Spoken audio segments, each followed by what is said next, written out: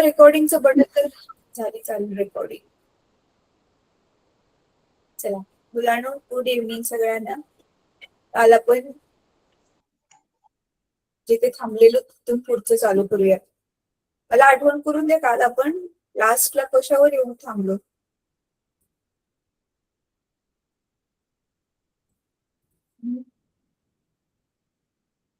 लास्टला आपण कशावर येऊन थांबलो? टीचर आपण अभिकेंद्री बल्ब घेतलं होतं. हा, अभिकेंद्री बल आणि हे पण घेतलं ना, न्यूटनचा गुरुत्वाकर्षणाचा नियम नाही झाला आपला, नाही का? नुसतं अभिकेंद्री बल बाकी टीचर. Right right right. चला तर आपण ना आज मग अभिकेंद्री बल झालंय आपलं. वर्तुळाकार, एक समान वर्तुळाकार गती काय असते ते पण बघितलंय आपण. तर आज आपण पुढचं घेऊयात. केप्लरचे नियम घ्यायचे आपल्याला, न्यूटनच्या नियमच्या पण आधी. ठीक आहे, तर मला काही सेकंड त्या मुलांना मी तुमचं ना पुस्तक शेअर करते. केप्लरचे नियम काय आहेत, कोणाकोणाला माहिती आहे? कशाचे टीचर? केप्लरचे नियम काय आहेत माहिती आहे तुम्हाला?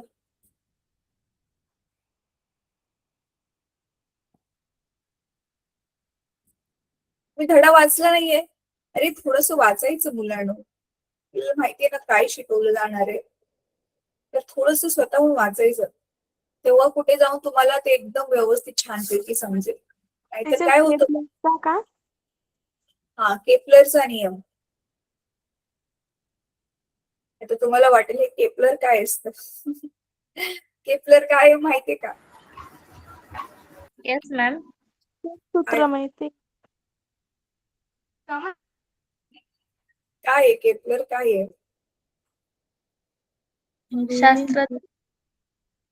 हा, ऍक्च्युली माझा प्रश्न असायला पाहिजे की केप्लर कोण आहे, पण मी काय आहे मुद्दाहून विचारलं हे बघण्यासाठी की तुम्हाला काय कल्पना आहे का केप्लर बद्दल. तर मुलांनो, हा जो न्यूटनचा गुरुत्वाकर्षणाचा नियम आहे ना, तो तर न्यूटनने दिला. पण न्यूटनच एकमेव नव्हता की जो वेगवेगळ्या गोष्टींवर अभ्यास करतोय, बरोबर? तर मग केप्लर म्हणून एक शास्त्रज्ञ होता, वैज्ञानिक होता. त्याने काय केलं, सगळ्या ग्रहांची सूर्याभोवतीची जी गती आहे त्याचा अभ्यास केला. परत अजून त्याने काय केलं, मग वारंवार ह्या गोष्टींचं निरीक्षण करून करून आणि मग त्याने काय केलं की ज्यावेळी त्याने बघितलं की काय काय निरीक्षण आहेत जी ती पुन्हा पुन्हा तोच रिझल्ट देतात, तर मग त्याला काय केलं, त्याने नियमांच्या रूपामध्ये सगळ्या जगाच्या समोर ठेवले. मग त्यालाच आपण काय म्हणतो, केप्लरचे नियम म्हणतो. तर आज आता आपण केप्लरचा एक एक जो नियम आहे तो समजून घेणार आहोत. ठीक आहे, तर चला आता बघूयात. पुस्तक थांबा तुमचं शेअर करते.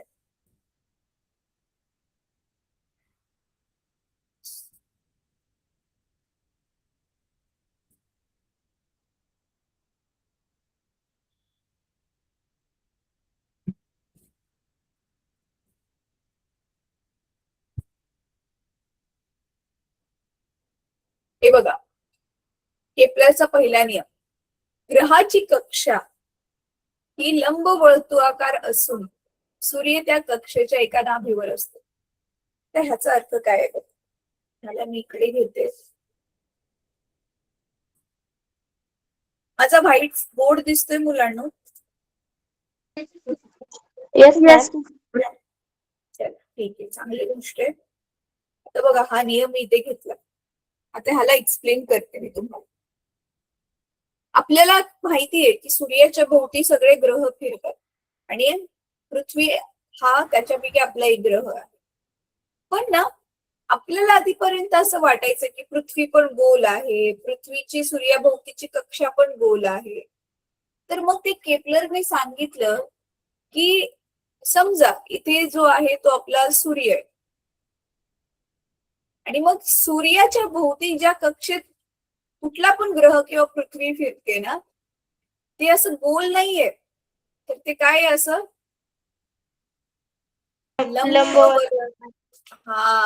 लंबवर्तुळाकार आहे. आता मग मुलांना आपलं नॉर्मली जो एक असं वर्तुळ असेल तर त्या वर्तुळाला काय असतं, एकच नुसतं केंद्रक असतं. अरे रे रे,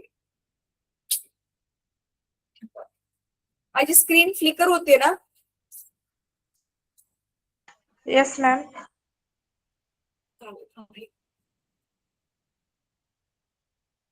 हा, तर आपले नॉर्मल एक सर्कल असेल ना, वर्तुळ असेल, तर त्याला फक्त नुसतं काय असतं, हे एकच असं केंद्रक असतं, बरोबर आहे. आणि त्या केंद्रकापासून आपण वर्तुळावरचा कोणता पण बिंदू जोडला तर तो समान अंतरावर असतो. त्या समान अंतरालाच आपण काय नाव देतो, त्रिज्या म्हणतो, बरोबर आहे.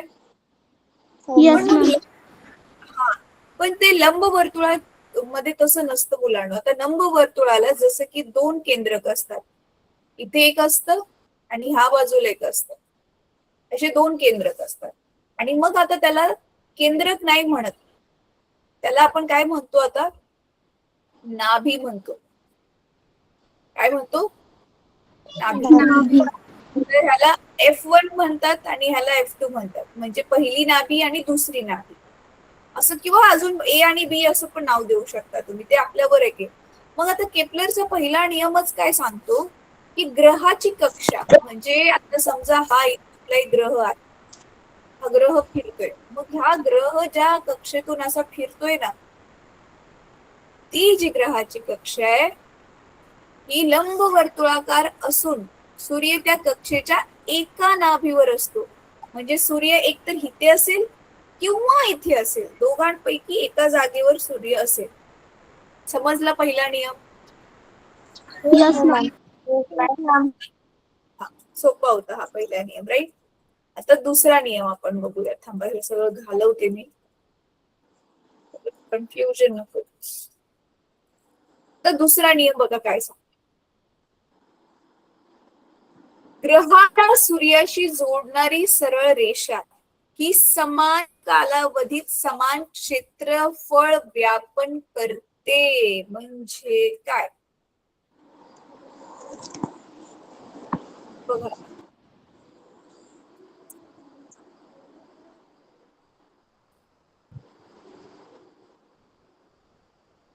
काय सांगितले, ग्रहाला सूर्याशी जोडणारी सरळ रेषा. म्हणजे नीट बघा आता मुलांना, समजा आता हा तर आपला इथे मध्ये तर सूर्यच आहे आणि इथे समजा आपला ग्रह आहे, ठीक आहे. आता हा ग्रह समजा इथे ए बिंदूवर आहे, एक दिवस झाला,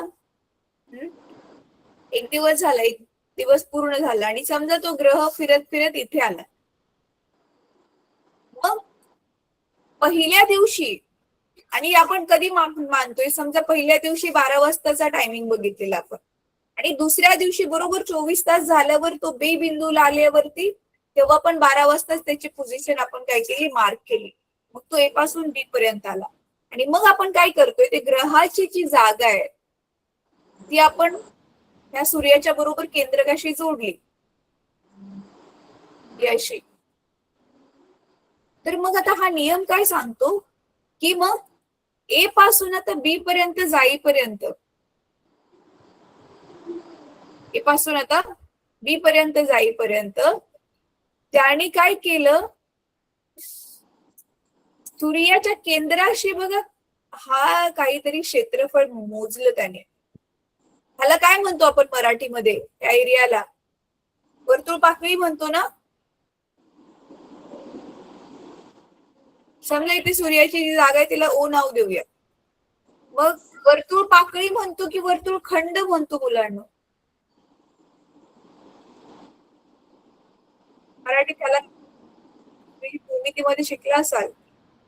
म्हणजे सांगायचा अर्थ काय आहे, मग हे AOB आपण हे इथून बघा, हा जो मी कलर केलेला एरिया आहे ना, ह्याचं आपण क्षेत्रफळ काढलं, म्हणजे हे AOB क्षेत्रफळ काढलं, ठीक आहे.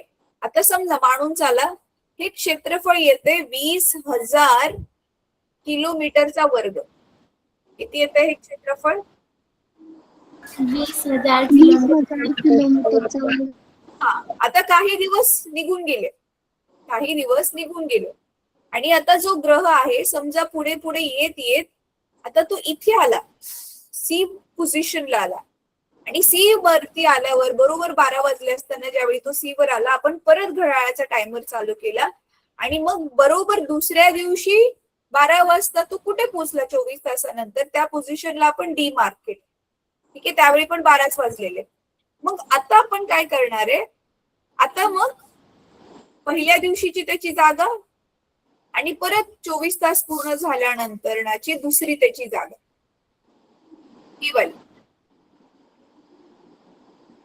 तर मग आता ह्याचं क्षेत्रफळ पण मोजणार आपण.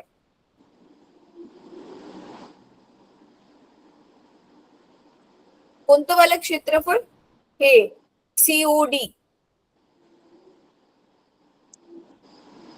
हे वालं क्षेत्रफळ.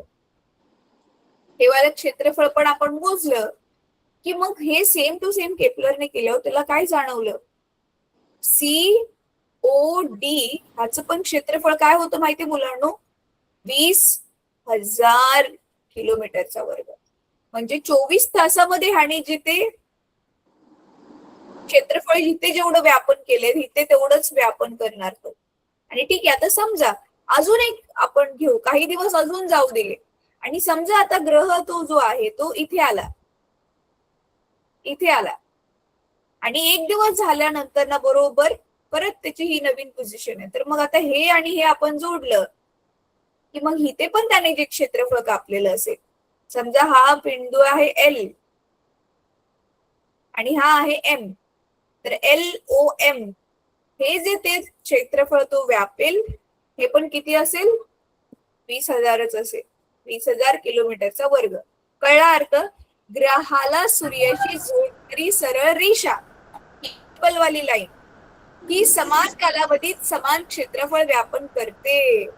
म्हणजे हीच रेषा बघा ना, आधी हीच रेषा जी आहे, ग्रह पुढे पुढे पुढे पुढे जाताना हीच रेषा इथे आली ना, मग त्याच रेषेने हे किती क्षेत्रफळ व्यापन केले, तर ते किती आहे, समान आहे. एका समान कालावधीत समान व्यापन कर. म्हणजे आपण प्रत्येक काय घेतलं, 24 तासामध्ये त्याने किती व्यापन केले ते घेतलं. तर उदाहरण घेतलं आपण की ते प्रत्येक वेळी किती होतं, 20,000 होतं किलोमीटरचा वर्ग. मला सांगा दुसरा नियम कळला मुलांनो? तर हा पहिला होता, हा दुसरा नियम होता. चला आता तिसरा नियम काय आहे बघूयात मुलांनो. हे बघा, आता हा तिसरा नियम समजण्याच्या आधी ना मला तुम्हाला काही प्रश्न विचारायचे. थांबा, हा इथे घेते आणि तो प्रश्न विचार, बघू बर किती कोण स्मार्ट आहे तुमच्या क्लासमध्ये, किती गेल्या वर्षी किंवा 8वीला चांगला अभ्यास केलाय तुम्ही, मला आता समजेल. थांबा, मी स्क्रीन शेअर थांबवते. आपण 8वीला नादकाटा शिकलेलो, 7वीला पण शिकलेला तुम्ही, आठवते नादकाटा काय असतो?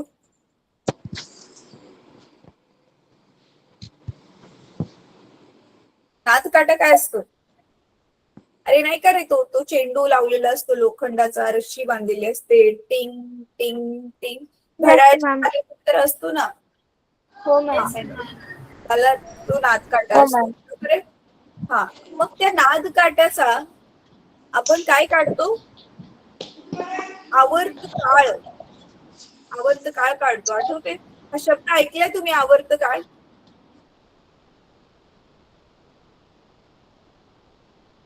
नाही ऐकला? ऐकलेलं आहे टीचर. हा, मग काय असतं ते आवर्त काळ, काय असते?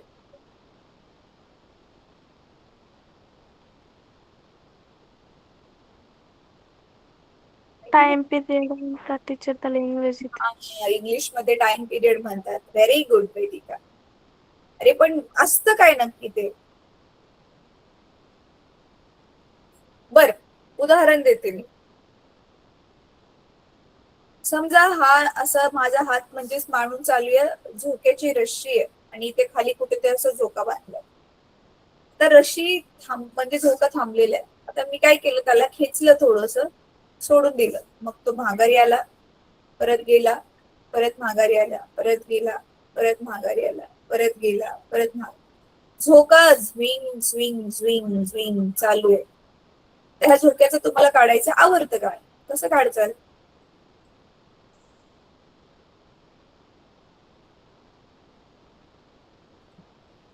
अरे आवर्त काय असतं? काळ म्हणजे वेळ, आवर्त काय असतं? ते लवकर लवकर हा सांग बेबी. टीचर एक फेरी पूर्ण करण्यासाठी लागणारा वेळ एकूण वेळ. Very good. झोक्यात इथे स्टार्ट केलेलं, इकडे गेलं माघारी आलं आणि परत इकडे गेलं आणि माघारी आलं. आता त्याची इकडे जाऊन इकडे येणं आणि इकडे जाऊन परत इकडे येणं म्हणजे दोन्ही बाजूला जाऊन आला तो म्हणजे एक फेरी त्याने पूर्ण केली. तर जाऊन माघारी येऊन परत दुसऱ्या बाजूला जाऊन माघारी यायला त्याला जो वेळ लागला आपण त्याला काय म्हणतो? आवर्त काळ. आवर्त. एक पूर्ण फेरी पूर्ण करायला. मग इथेच आता ग्रहाचा आवर्त काळ काय असेल बरं? ग्रह आता कोणाभोवती फिरतोय? सूर्याभोवती. मग ग्रहाला पूर्ण एक राऊंड पूर्ण सूर्याभोवती राऊंड पूर्ण करायला जो वेळ लागतो त्यालाच आपण काय म्हणतो? आवर्त काळ. आता मला सांगा पृथ्वीचा आवर्त काळ किती आहे? पृथ्वीचा 24 सूर्याभोवतीचा आवर्त काळ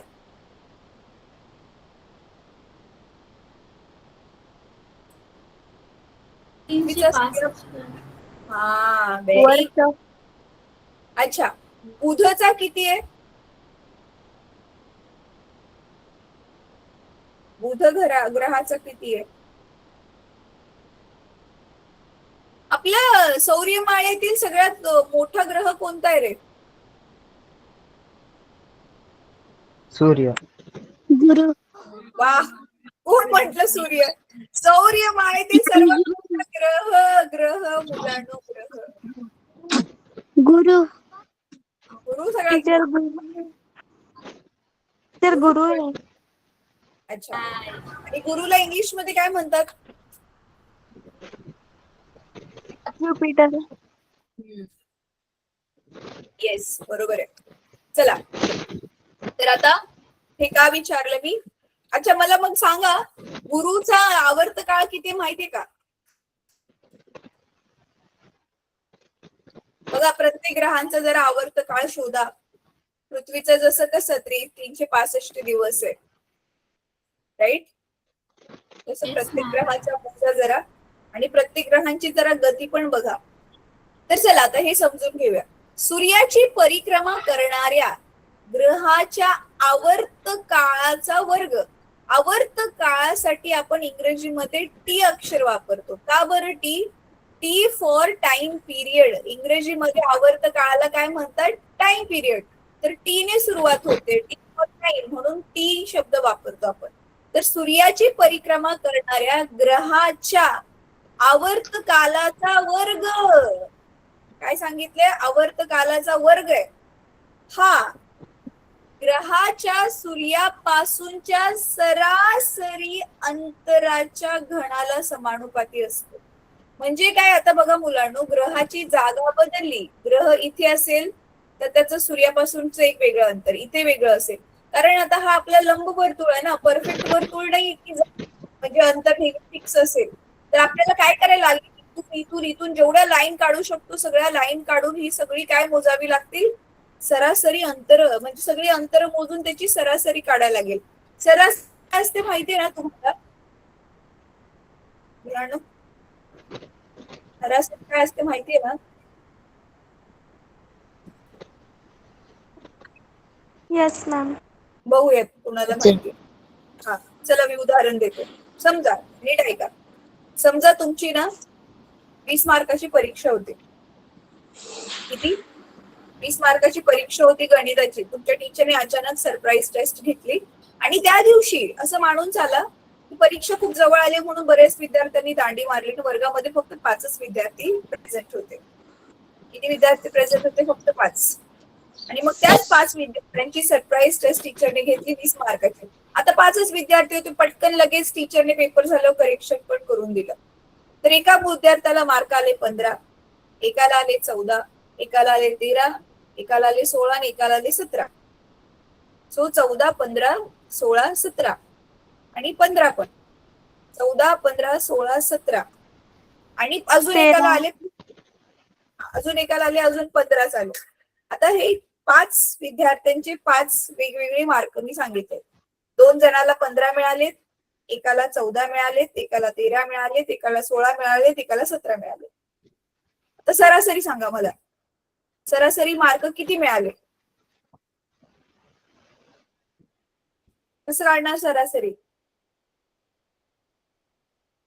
तिच्या सर्व संख्यांची बेरीज करून घ्यायची आणि मग जे उत्तर येईल त्याला भागीला 5 करायची. हा, 5 विद्यार्थी आहेत म्हणून 5 संख्या आहेत आपल्याकडे, 5 ने भागणार आणि मग ह्या सगळ्यांची वर्ग अंशामध्ये काय करणार? बेरीज. म्हणजे 15, 15, 30 आणि 13, 14, 16, 17 ऍड करा बरं, किती होतात?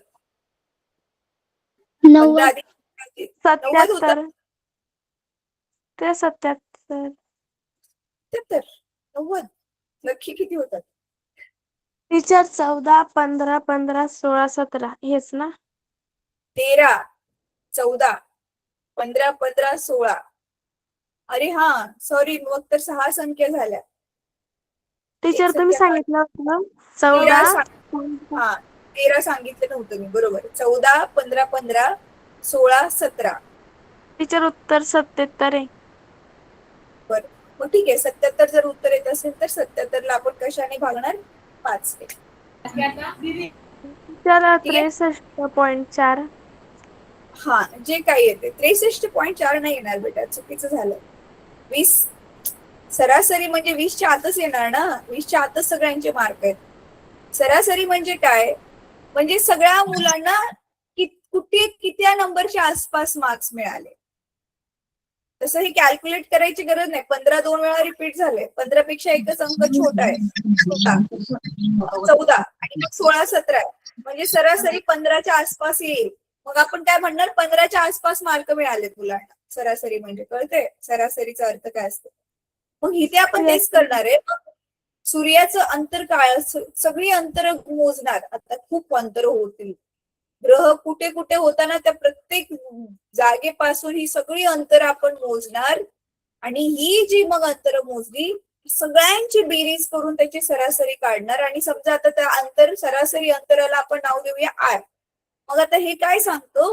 तर सूर्याची परिक्रमा करणाऱ्या ग्रहाच्या आवर्तनाचा वर्ग, आवर्तन कालाचा वर्ग. तर ह्या ग्रहाचा आवर्तन कालाचा वर्ग हा ग्रहाच्या सूर्यापासूनच्या सरासरी अंतराच्या, हे सरासरी अंतराच्या घनाला समानुपाती असतो. कळलं? आता उदाहरणार्थ असं मानून चालतं, एवढं कमी नसतं, आपल्याला सोपं पडावं कॅल्क्युलेशन करायला म्हणून. समजा मुलांना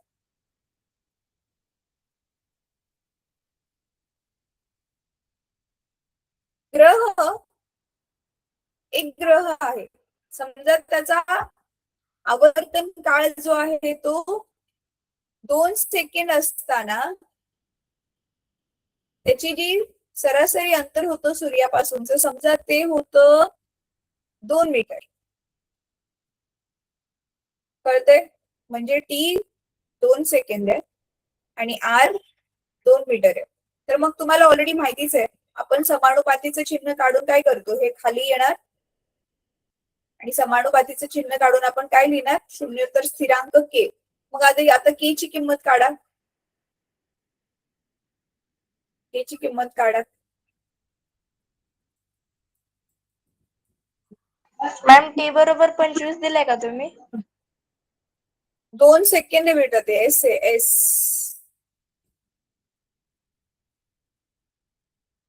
तर किती येणार के ची किंमत? टीचा वर्ग रे, म्हणजे 2चा वर्ग भागिले परत 2चा घन. मग उत्तर किती आलं? 102. 102 आलं ना? 1/2 आलं. हा, तर मग आता समजा नीट ऐका. समजा आता आपण ना एखादा हे घेतोय, दुसरा ग्रह घेतोय, त्याच्यासाठी हा आपला के तेवढाच आहे, स्थिरांक तेवढाच आहे. आता समजा दुसरा ग्रह आहे तो थोडासा लांब आहे सूर्यापासून, समजा त्याला पूर्ण प्रदक्षिणा करण्यासाठी 3 सेकंड लागतात. किती? 3 सेकंड लागतात. मग त्याचं सूर्यापासूनचं सरासरी अंतर किती असेल? काढा बरं.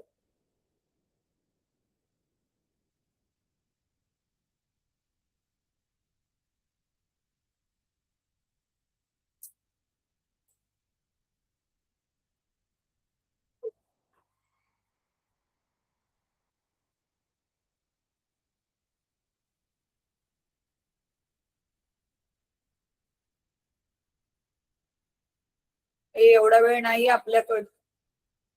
दिले ते लिहा ना मुलांना, सिम्पल. की आता आपलं ऑलरेडी आलेलं आहे. हे किती आहे? 1/2.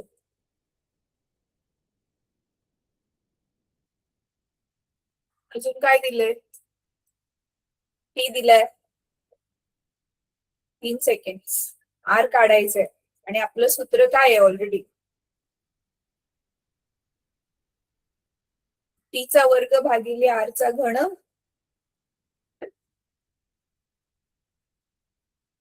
के. मग आता आपल्याला काय पाहिजे? आर पाहिजे. आरला तिकडे पाठवा. मग काय बनेल? टीचा वर्ग भागिले के इकडे येईल आणि आर घन तिकडे जाईल, नाही का? हा अंशाचा छेदात जाईल, छेदातला अंशात येईल. मग काय आता किंमत ठेवा आधी, सरळ लिहूयाला. मग आरचा घन काय येणार? सूत्र काय बनलं आपलं? टी स्क्वेअर भागिले के. तर आरचा घन बरोबर, आता टी किती आहे? 2चा वर्ग. के किती आहे? के किती आहे मुलांना? सॉरी हा 3चा वर्ग येणार. हा के किती? 1/2. मग छेदाचा छेद काय होणार? छेदाचा छेद अंश होणार ना, हा वर जाणार. 6. म्हणजे आरचा घन आला 6. म्हणजे आर किती येणार? वर्ग घनमुळामध्ये 6. तर घनमुळातलं 6च बाहेर 2 नका काढू. ते 2 + 2 + 2 नाहीये, 2 × 2 × 2 पाहिजे. कळलं रिलेशन कसं चेंज होतंय? Yes ma'am. म्हणजे सिंपल आहे रे मुलांनो. बघा, तुमची त्रिज्या वाढली ना, म्हणजे जेवढं ग्रह सूर्यापासून लांब जाणार तेवढंच त्याला जास्त वेळ लागणार फिरायला. ऑब्विसली ना, लांब गेलं अंतर वाढणार तर फिरायला पण वेळ लागणार. पण हे सरळ सरळ अंतर वाढल्यावर काळ नाही वाढत आहे. पण कसं वाढतंय? अंतराचा घन केला तर मग काळाचा वर्ग होतो. म्हणजे ह्याचा अर्थ हे डायरेक्ट समानुपाती नाही वाढत आहे. अंतर वाढल्यावरती वेळ पण वाढतोय, पण तो सेम समानामध्ये नाही वाढत आहे, थोडं कमी लागते. कारण इथे घन आहे आणि इथे वर्ग आहे. वेळ थोडा कमी वाढतोय, अंतर जरा जास्त फास्ट वाढतोय. कळलं का? Yes ma'am. तर चला, आता इथे आपण सरळ संपवले हे तिसरे 3 केपलरचे 3 नियम. मुलांना आता तुम्हाला काय करायचंय? पहिला होमवर्क आजचा नोट करा. हे तुम्हाला केपलरचे जे नियम आहेत, केपलरचे नियम आहेत, हे छान सुंदर अक्षरात लिहून काढायचे आणि पाठ करायचे. ही आकृती पण काढायची. हे परीक्षेत 101% विचारतात, म्हणजे विचारतात. कधी कधी हे तिन्ही पण विचारतात, कधी कधी ह्या तिघांपैकी एखादा कोणता तरी विचारतील, मग उदाहरणासहित स्पष्ट वगैरे करायला सांगतील. तर हे केपलरचे जे तिन्ही पण नियम आहेत ना, हे खूप महत्वाचे. कळला पहिला होमवर्क काय आहे? Yes ma'am. गुड. काल स्टोरी डिस्कस केलेली होती, न्यूटनची स्टोरी डिस्कस केलेली ना. काय स्टोरी डिस्कस केलेली? की न्यूटन कसा ऍपलच्या झाडाखाली बसलेला. ऍक्च्युली ना, ऍपलचं झाड खूप छोटं असतं मुलांना. न्यूटन ऍपलच्या का झाडाखाली बसले? I don't know. त्याची जास्त काही सावली पण नाही लागत. कदाचित तिथे आसपास जास्त दुसरी झाडं नसतील, बट एनी हाव. तर मग ऍपलच्या झाडाखाली बसलेला, ऍपल डोक्यावर पडली, ती स्टोरी आपण बघितली. आता मग ती एक घटना झाल्यावर मुलांनो, न्यूटनने काय केलं ना, वारंवार मग खूप सारे प्रयोग करून बघितले. ऍपल पाडलं, मग कदाचित बॉल पाडून बघितला असेल, अजून काय काय वस्तू पाडून बघितल्या असतील. मग दोन वस्तूंना आसपास ठेवलं, मग त्या दोन वस्तू जसं पृथ्वी त्या वस्तूंना खेचते तसं बाकीच्या पण वस्तू खेचतात आहेत का एकमेकांना. हे असं सगळं त्याने खूप खूप खूप अजून प्रयोग केले. आणि मग त्याला ज्यावेळी कळलं की अरे ह्यांच्यामध्ये तर असा असा संबंध आहे, मग जसा संबंध आपण काढतो आणि मग त्याचा नियम बनवला, तर मग न्यूटनचा हा जो नियम आहे तो आपल्या समोर आला. आणि हा नियम मुलांना फक्त पृथ्वीवर नाही, पूर्ण जगामध्ये लागू होतो. म्हणून ह्याला म्हणतात, जो न्यूटनचा गुरुत्वाकर्षणाचा जो नियम आहे याला वैश्विक नियम म्हणतात. वैश्विक म्हणजे काय, पूर्ण विश्वामध्ये तो जो आहे तो लागू होतो. Universal law, Newton's universal law of gravitation. म्हणजे फक्त पृथ्वीवर नाही, स्पेस मध्ये आपले जे काय काय आहेत, स्पेस मध्ये अंतराळात कुठल्या कुठल्या वस्तू प्रेझेंट आहेत मुलांना नावं सांगा जरा. स्पेस मध्ये का?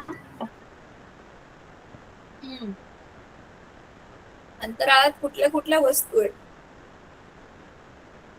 सॅटेलाइट, हा तारे, काय? ग्रह, उपग्रह, तारे, ग्रह, सॅटेलाइट, धूमकेतू, उल्का. खगोलीय वस्तू, येस. आणि ते जे दगड आहेत बघा, तो दगडांचा पट्टा फिरतोय, ते दगड फिरत असतात, त्याला काय म्हणतो आपण?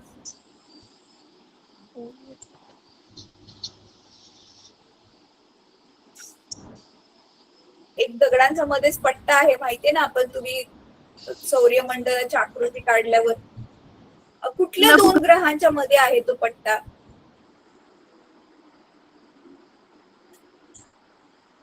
सूर्याभोवती मंगळ, मंगळ, मंगळ आणि गुरु.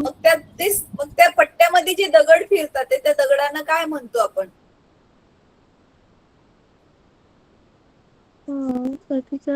लघुग्रह. नाही, लघुग्रह नाही म्हणत बेटा.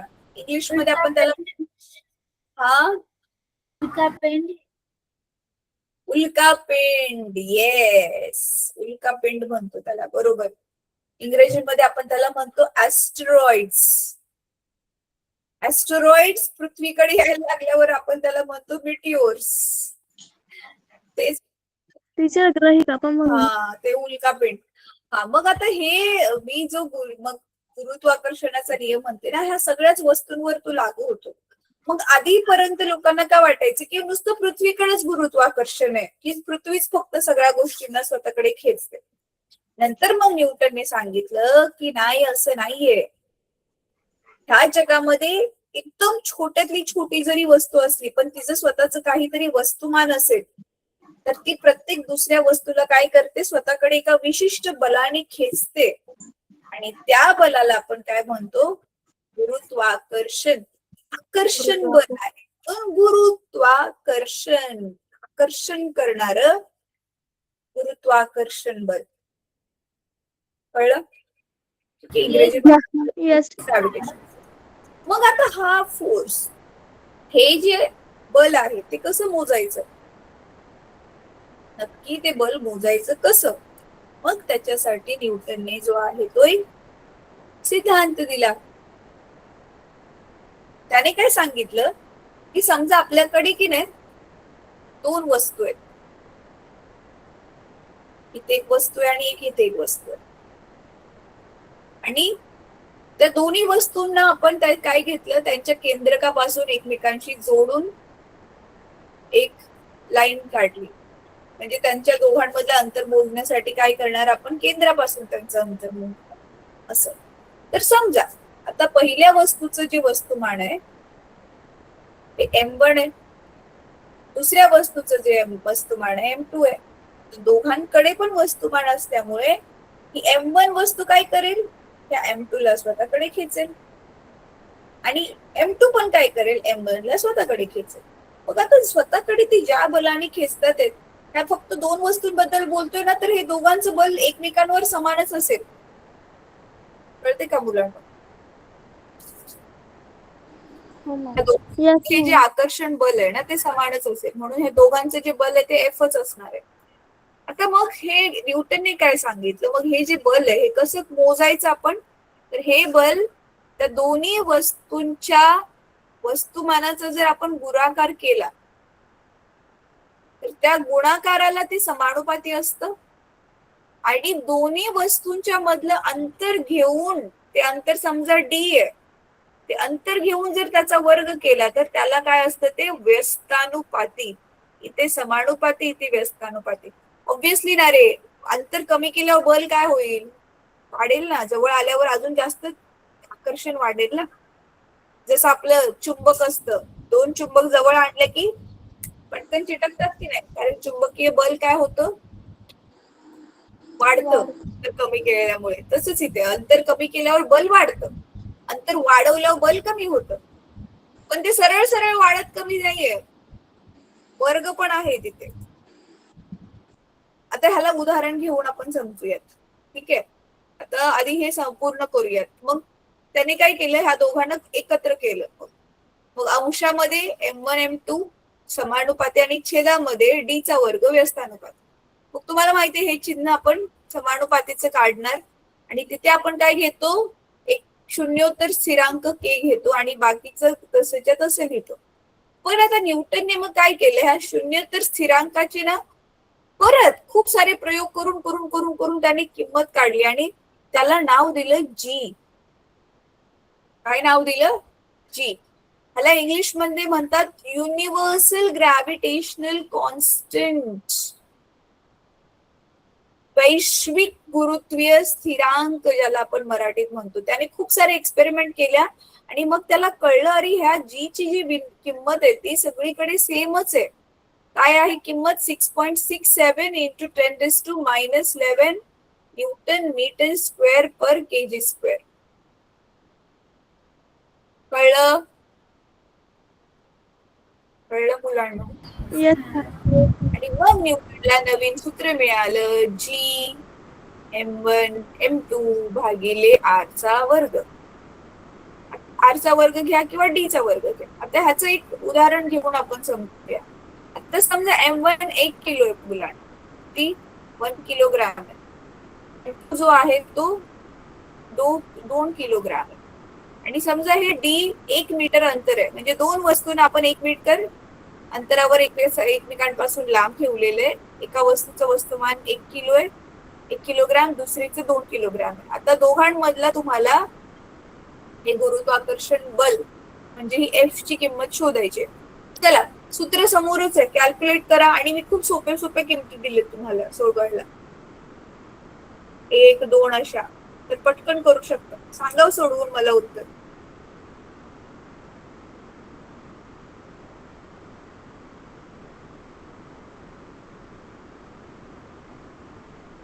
काय आलं उत्तर,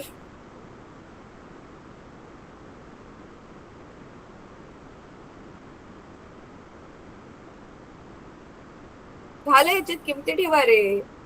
जी ची किंमत काय आहे, 6.67 इंटू 10⁻11. M1 ची किंमत आहे 1, M2 ची किंमत आहे 2 भागिले डिस्टन्सचा स्क्वेअर आहे, म्हणजे 2 वेळा 1 इंटू 1. अरे किती सोपं गणित दिले मी तुम्हाला. तर हे 1 मिनिट छेदात काय फरकच नाही पडणार, हे 1 ने गुणलं तरी पण काय फरक नाही पडणार. बस 6.67 ला मग आता 2 नेच गुणायचं इथे. बस काय आलं उत्तर, इथं काय आलं,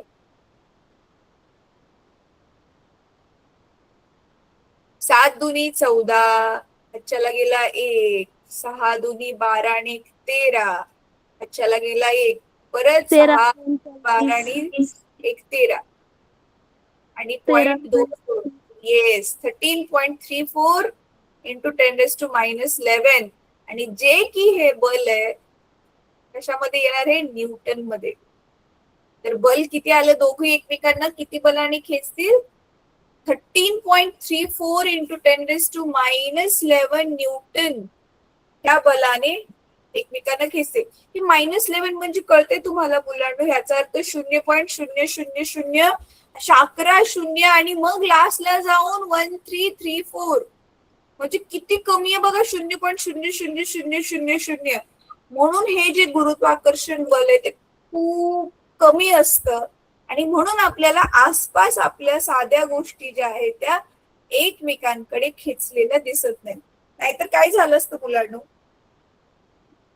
आता जसं माझ्या समोर टेबलावरती रिमोट आहे, पाण्याची बॉटल आहे, औषधांची एक पॅकेट आहे, फोन आहे, हे सगळं काय झाले असते एकमेकांना चिटकले असतात, एकमेकांकडे खेचल्या जाताना दिसल्या असत्या.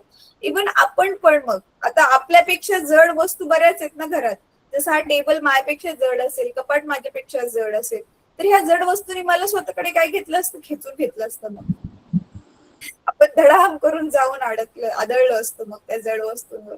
पण असं होत नाही. का नाही होत असं? का नाही होत मुलांना असं? गुरुत्वाकर्षण शक्तीमुळे. गुरुत्वाकर्षण बल खूप कमी आहे. हा, गुरुत्वाकर्षण बल खूप कमी आहे. म्हणजे ज्यांचं वस्तुमान कमी आहे त्या वस्तूंसाठी गुरुत्वाकर्षण बल असणं न असणं काही समजतच नाही आपल्याला. आता पण आपल्यावरती खूप साऱ्या वस्तूंचं गुरुत्वाकर्षण बल काम करतंय. आता पण हे कपाट मला खेचतंय, टीव्ही मला खेचत असेल, टेबल मला खेचत असेल, पण मला काही जाणवतच नाहीये कारण ते खूप कमी गुरुत्वाकर्षण बल. पण पृथ्वीचं गुरुत्वाकर्षण बल आपल्याला जाणवते ना. पृथ्वीने आपल्याला पकडून ठेवलंय म्हणून तर आपण पृथ्वीवर राहू शकतोय. काय बरं, पृथ्वीचंच गुरुत्वाकर्षण बल का जाणवते? कारण पृथ्वी किती मोठी आहे, पृथ्वीचं वस्तुमान पण खूप जास्त आहे. कळते? चला आता अजून एक गणित सोडवा तुम्ही. पटकन सोडवा, आपल्याकडे वेळ खूप कमी आहे मुलांना. बघूया कोण कॅल्क्युलेशन मध्ये फास्ट आहे. चला सूत्र तर इथेच ठेवते आणि एकदम सोप्याच किमती देणार आहे जे तुम्हाला तोंडी सोडवता येतील. समजा आता ना हे वस्तुमान 2 किलो आहे. पहिल्या वस्तूचं वस्तुमान 2 आहे, दुसऱ्या वस्तूचं 3 आहे आणि दोघांमधलं अंतर समजा 2 मीटर आहे. चला सांगा आता दोघांमधलं बल किती येणार, मग गुरुत्वाकर्षण बल किती येणार? एफ ची किंमत काढा.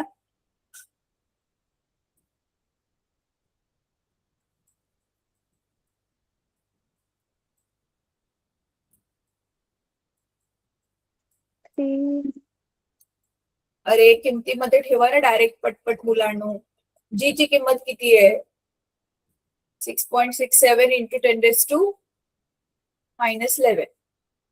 परत M1 ची किंमत किती आहे? 2. M2 ची किंमत किती आहे? 3. आणि खाली D चा वर्ग आहे म्हणजे 2 चा वर्ग म्हणजे 2 गुणिले 2.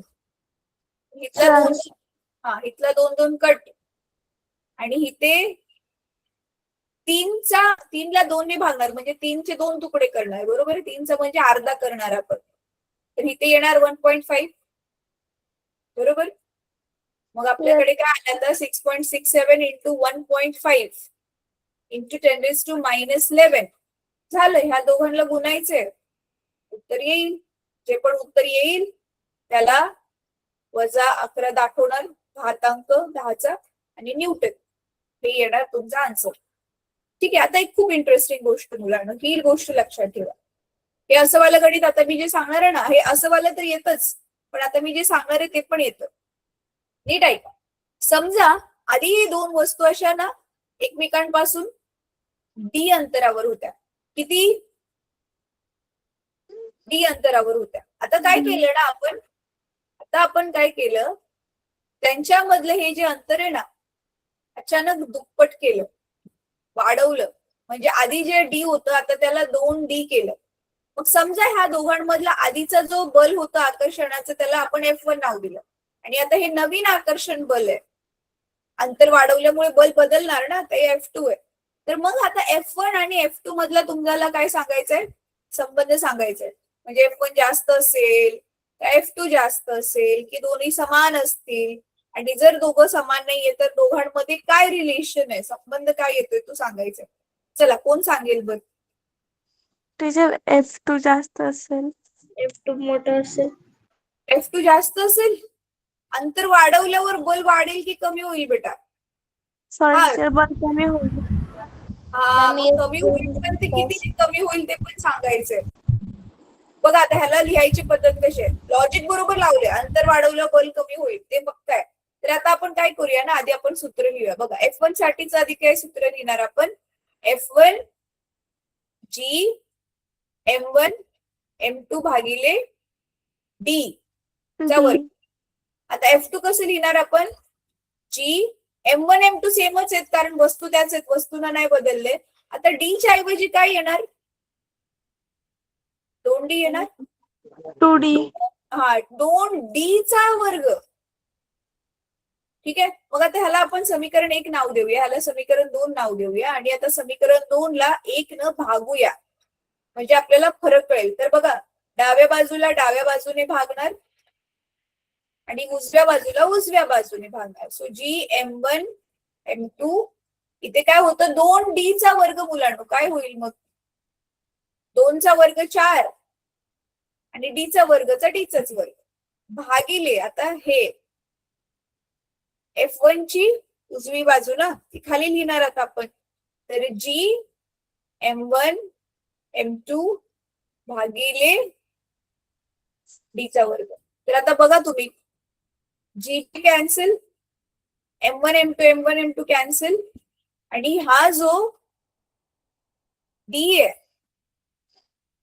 छेदाचा छेद आहे तो कुठं जाणार मग, अंशात. हा मग आपल्याकडे काय उरलं आता, F2 भागिले F1 बरोबर हा D चा वर्ग छेदाचा छेद गेला अंशात आणि हा ऑलरेडीच अंशाच्या छेदात होता म्हणजे 4D चा वर्ग जसाच्या तसा. मग हा D वर्ग पण गेला. उत्तर काय आलं, 1/4. हा याचा अर्थ कळते तुम्हाला, F2 हा F1 च्या 1/4 पट असेल.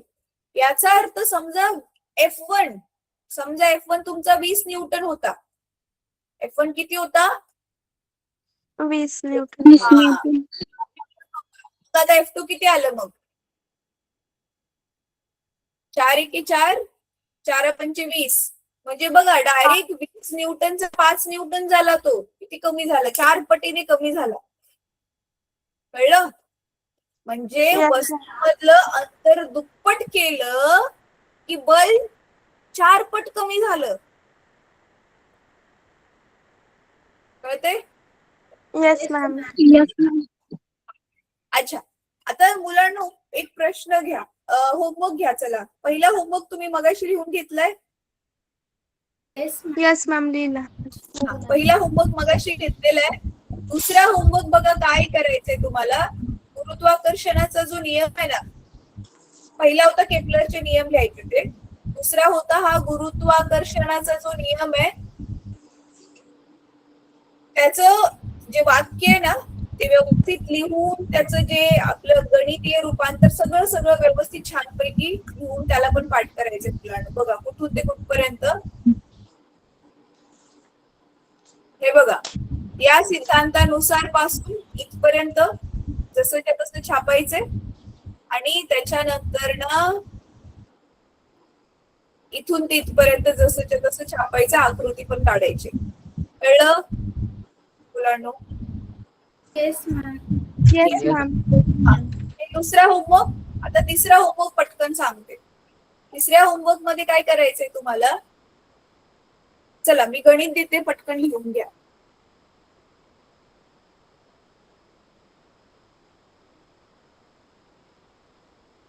दोन वस्तूंची वस्तुमाने दुप्पट केली असता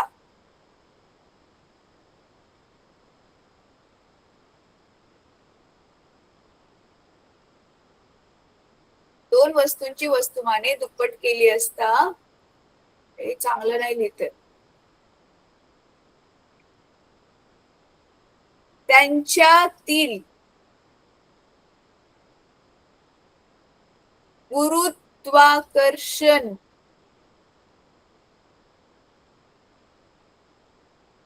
बल कितीने बदलेल मुलांनो, कितीने बदलेल. आणि कंसात लिहा, अंतर दोघांमधलं अंतर समानच ठेवले आहे.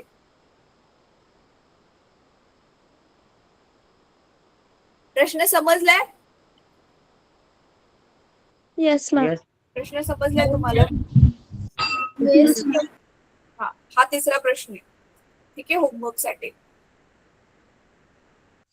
Okay ma'am. चला, तर आता आजचा क्लास आपण थांबूया. आता आपण पुढच्या आठवड्यामध्ये भेटू. पुढच्या आठवड्यामध्ये ना मुलांना मी जरा बाहेर चाललीये, तर टाइम टेबल आता काय माहिती कसं लागते. जर माझा सोमवारी क्लास असेल तर घेता येईल मला, तुमच्या वर्गावर असेल तर. नाहीतर मग डायरेक्ट आता